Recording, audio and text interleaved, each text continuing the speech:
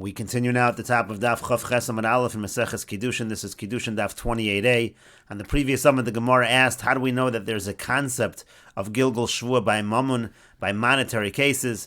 And the Talmud of Rabbi Shmuel says we can make a kal v'chomer from sota. If we find by sota shelo nitna lihitava be'ed echad, by sota we don't find the claim is made with one witness, megalgalin, but still we have the concept of Gilgul Shvua. So mammon, so when it comes to monetary cases, shenitan lihitava be'ed echad, where it's possible to make the claim with even one witness, you can have a shvua by mammon. Einodin shemegalgalin, doesn't it make sense? Isn't it logical to say that there's a concept of Gilgul Shvua? And Rashi says, Shalo nitna litava shvua shelo be'ed echad, meaning to say the shvua that's taken by a sota, it doesn't happen with one aid. Kedam rinan hasam, like we say over there, that tzarech shnei edim sheruah shenistra. It says that you require two witnesses that seer go into seclusion. The yolif davar mimamun, we learn a gzera shaveh from mamonis, from monetary cases. And Rashi continues, Mamun shenitan litava l'hashbiya be'ed echad. When it comes to monetary cases where it's possible to swear even with one witness, imtanu moneh v'kafar lo bekulo, meaning to say, let's say one person claims a moneh from somebody else, and that person denies the entire moneh, ve'ed echad mi'ido shu chayiv lo, and then there's one witness that says that he actually is chayiv the moneh. The halach is nishba. The halach is that on the basis of the one witness, the person has to swear. Shenema, like it says, lo yokom eid echad b'ish l'chol avon l'chol chatos. It says one witness doesn't count for avon and chatos, meaning l'chol avon l'chol chatos eino kama avol kamu l'shvua. It doesn't count. You can't say a person is guilty based on one aid, but you could say that the one aid is able to obligate him to take a shvua. So eino din shemegalgalin, doesn't it make sense as well that you can have Gilgul Shvua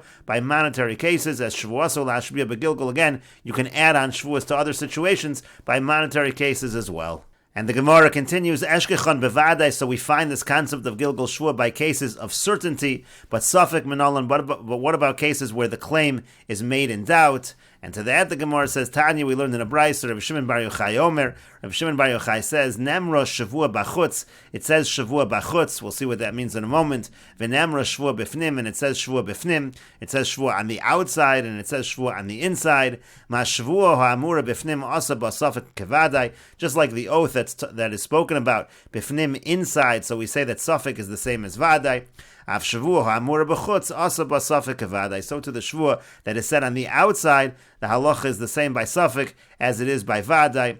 And Rashi says, Eshkechon Vadai Shemegalgalin Shvua Tainas Bari. The point over here is, we understand that you can have Gilgul Shvua. Let's say the person making the claim is certain about the claim. B'davar shein chayav and all of Shvua, and something, let's say that there wouldn't normally be a Shvua, you can have Gilgul Shvua.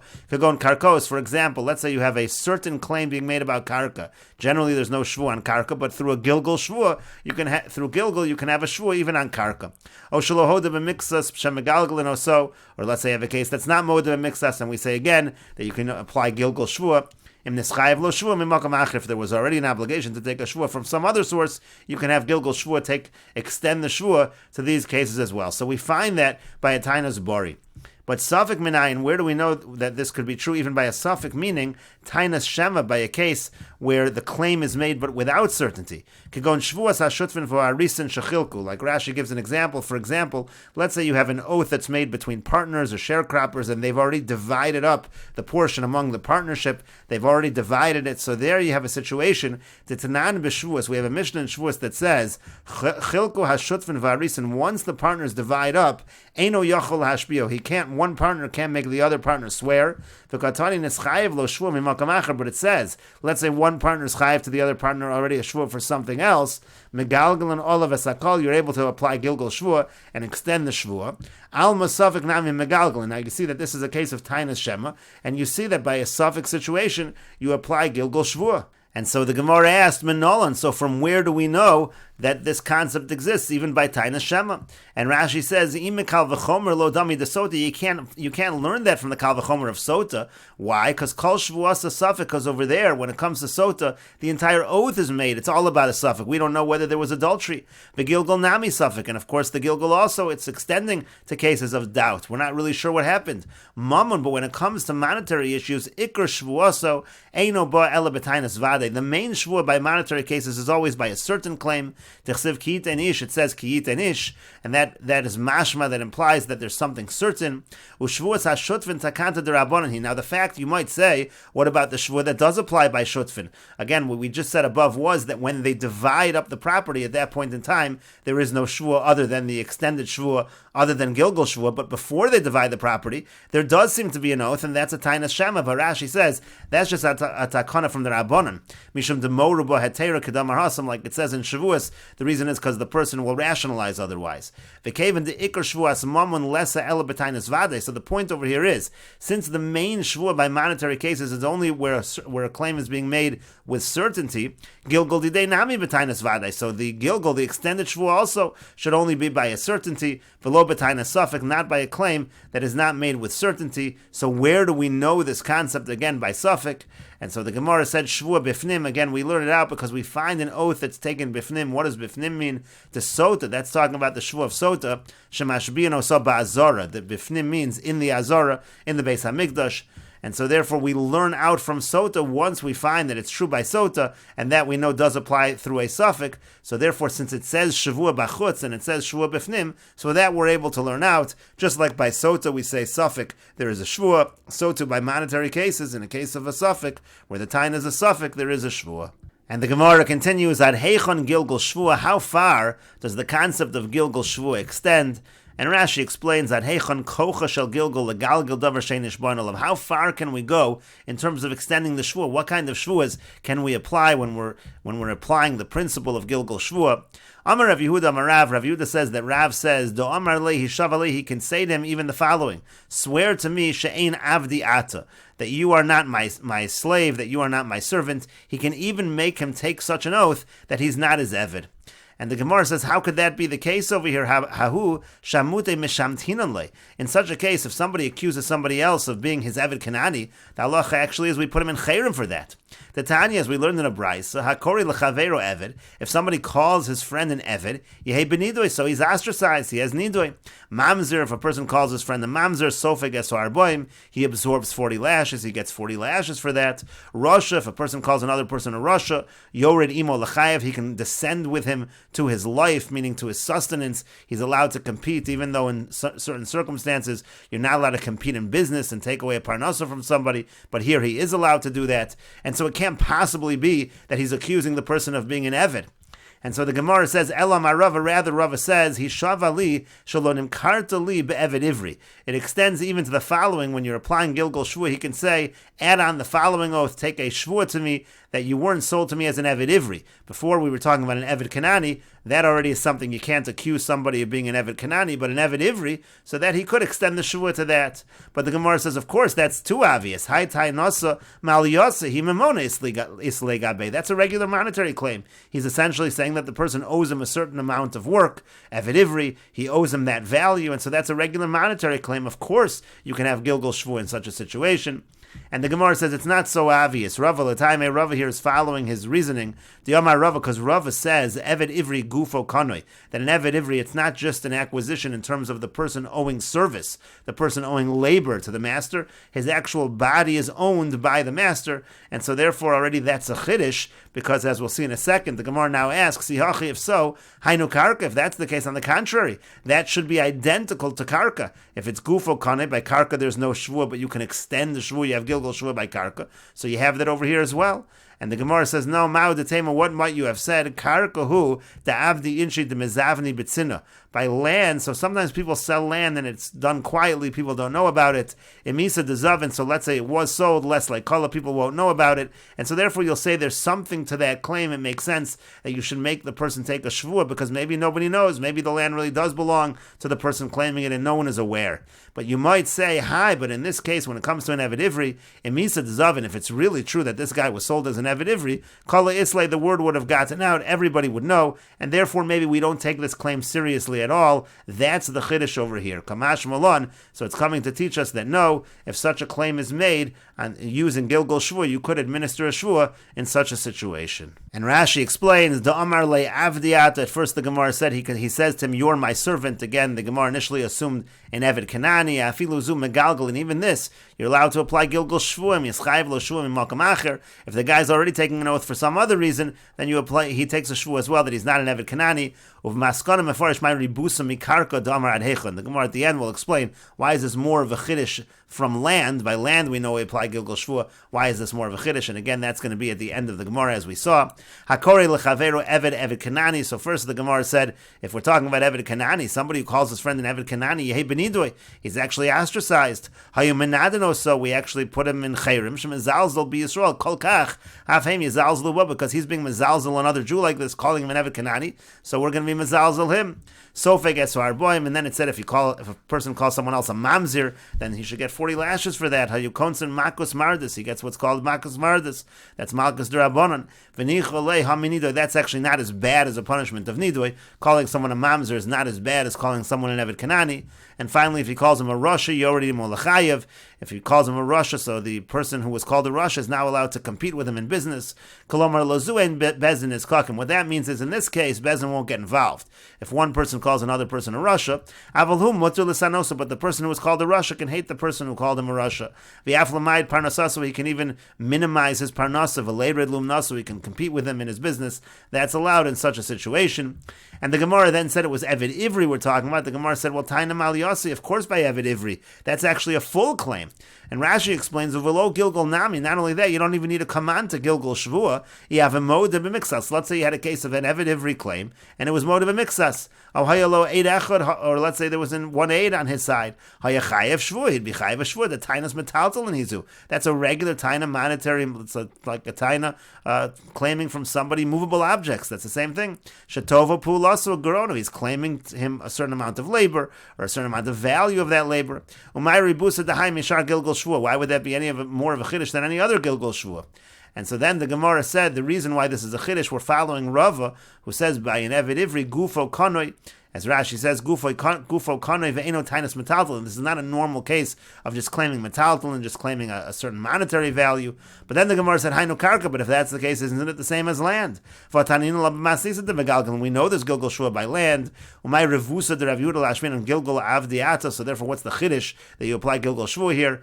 And the Gemara finally said at the end, less like Kala, because again, by land, the word doesn't go out. Mishamachi Tanan Bagilgal, but again, over here, where generally the word would go out, maybe we wouldn't apply Gilgal, and so therefore we say over here that no, we do apply Gilgal in this case as well. And the Gemara continues with the Mishnah, Kol hanase domim ba'acher kevan shezocha zeh neschayev zeh bechalif. Of anything that becomes money in a different place, or anything that has value in a different place, we'll see in a moment what exactly this means. But once one person receives it, the other one is chayev now. The person who received is now chayev in the exchange. Essentially, this Mishnah is talking about what we call a kinyan chalipin. One person gives another person something, and then that person becomes obligated to give something else back in return. And the Mishnah explains, Keitzad, how so? Hechlif shor b'para. For example, let's say they're going to do a switch. One person's going to give the other person a shor, and then in exchange he'll get back a para. O chamor b'shor. Let's say they're doing a donkey and a shor. Kevan shezocha zeh nischayev zeh b'chalif. Once one person takes hold of one item, so then he's now chayev to give the item that is supposed to be exchanged. And Rashi explains, Kol hanase domim ba'acher. The way we understand that at first is as follows: Shadarko lesito bedomim keshakonan chayvet zechar. We mean to say what is normally given as money when you buy something. Right now we think what the Mishnah means is that this is just a fancy way of referring to money. And essentially the Mishnah is saying that you can do a kinyan chalipin with money. One party gives the other party money, and that creates this kinyan chalipin. The other party now has to give the item to that person who gave the money. Of the moment that one person takes the money, again, there's now a chiyuv to give the exchange. That has to be specifically where it's given as chalipin. In other words, there's a concept of money able to be kona. Money is able to be kona by land, and then there's a question on a doraisa level if money is kona by metaltalin or not. But that's not the case over here. Here the money is not being given that it should create a kinyan through the giving of money, through the paying of money. Rather, the money is being given as a kinyan chalipin, b'toras chalipin, v'lo b'toras dam. It's not being given as money, it's being given as exchange. Alakain shekonin b'suder, kain shalafish na'olo. It's the same way that you make what's called a kinyan suder. That would be if you're making a kinyan with some kind of a garment, some kind of a cloth, and the same thing, or the case where the person's using his shoe, which is the source of the concept of kinyan chalipin. So over here also, it's using money as a kinyan chalipin. Once the person takes one coin b'toras chalipin, so now the other person acquires what was supposed to be acquired. He's now chayiv if anything should happen to it. Im mesu, im nevdu, all of l'shalim hamos. If it dies or if it gets lost, he has to pay the money. Shaposek losei slow, because he arranged. He said, "I'm going to give you this item. I'm now chayiv to give you this item." When the person who's selling, when he does a meshicha on the suder, when he does a meshicha on this cloth or on this zuz, on this coin, b'toras chalipin, and he does it in the way of a kinyan of exchange, nikna hamekach lelokeach b'chol makom shu. So now wherever this item is, it now belongs to the lokeach. Again, wherever it is. And the Mishnah continued with an example, Hechlef shor b'para, let's say they're exchanging an ox for a cow. Kevan shemashach bal haparas hashor, once the owner of the cow does a meshicha on the shore, niknes para l'lokech, the lokech is now the owner of the para, b'chol makom shi, wherever it is, va'on se'olav, he's now responsible. If anything should happen to it, it's going to be his loss. And Rashi notes, of a Gemara Parach, the Gemara will ask, my Ketzad, how does this Ketzad? It says, how so? And it's not giving you an example of a Kinyan Chalipin with money. The Mishnah starts off talking about the fact that money can be used as a Kinyan Chalipin, and then suddenly we're moving to a case of exchanging a shor and a para. If the whole point of this Mishnah is to teach a Chiddush that money can create Kinyan Chalipin, even though if you give the money as money, so it doesn't create a Kinyan, because we hold money does not create a Kinyan, even according to the one who says on a Doraisa level, money creates a Kinyan, but on a Durabanan level we say they have to do Meshicha, nevertheless, if he gives it B'toras Kinyan Suder, if he gives it as a Kinyan Suder, again, as a Kinyan of, again, a Suder, a scarf, let's say, is given, that's the example of a Kinyan Chalipin. If you do it as a Kinyan Chalipin, Kaniki Suder, then it's going to be Kona just like a Kinyan Suder. But if that's the case, the Mishnah should have given an example of a Kinyan Chalipin with money. If the beginning of the Mishnah was trying to say a Chiddush, that you're able to do Kinyan Chalipin with money, so it should have said, Ketzad Hechlef Mos Bepara. Why is it talking about Shor Bepara? And the Gemara says, Chalipin Mainihu. And the Gemara says, when we're talking about this Chalipin over here, what are we talking about? Matbeya. It sounds like we're talking about money, as we just said in Rashi. Shma Mina Matbeya Nasa Chalipin. Should we understand from this Mishnah that you can use a coin for a Kinyan Chalipin? And the Gemara says, not necessarily. Amar Rav Yehuda says, it could be the Mishnah has another interpretation. Hachi Kamar, this is what the Mishnah means. Kol Hanishom Domim Ba'achar. Anything that's evaluated in terms of money for something else. And Rashi explains, "My nihu matbeya." What are we talking about in the Mishnah? Isn't it a coin? Shu hanitan dam bacher, meaning usually you use a coin as something to purchase things. B'chol makom v'ashrina masnisin, and that's what the Mishnah is teaching. The avagav de v'toras dam kaimel and lo kani. Even though if you give it as money, it doesn't create a kinyan. Ki yohave le b'toras chalipin kani. If it's given b'toras chalipin, it does create a kinyan. But the Gemara asks, "Shma mina." Should we see from that money can do a kinyan chalipin? V'anon kaimel and b'perak hazov. Dein matbeya nasa chalipin. We hold in Parak Hazav and Bava Metzia that a coin does not create a Kinyan Chalipin, and so the Gemara said that's not what the Mishnah meant. Amar Rav Yehuda Hachi Kamar Kol Anishom Damim Ba'achar. Rav Yehuda says no, this is what the Mishnah is saying. Anything that's evaluated as money with something else, meaning Kol Davar Shimbola Sito Damim Ba'achar, any type of item which if you would give it as money for something else, Tzarech Lashumo B'damim, then you need to evaluate it. You need to figure out how much it's worth. Meaning to say, as Rashi explains, Rav Yehuda is saying the exact opposite is the pshat in the Mishnah. We're talking about all items except for coins, meaning anything that if I would give it as money, but I don't know its value, I have to evaluate, I have to figure out what it's worth before I give it for the item I want, meaning anything that's not money. Money doesn't need to be valued. We already know automatically the value of money, but anything else besides money, that you can use for Kinyan Chalip, and that's how Rav Yehuda right now understands the Mishnah. We will continue with this discussion in the next video on Daf Ches Amud Beis.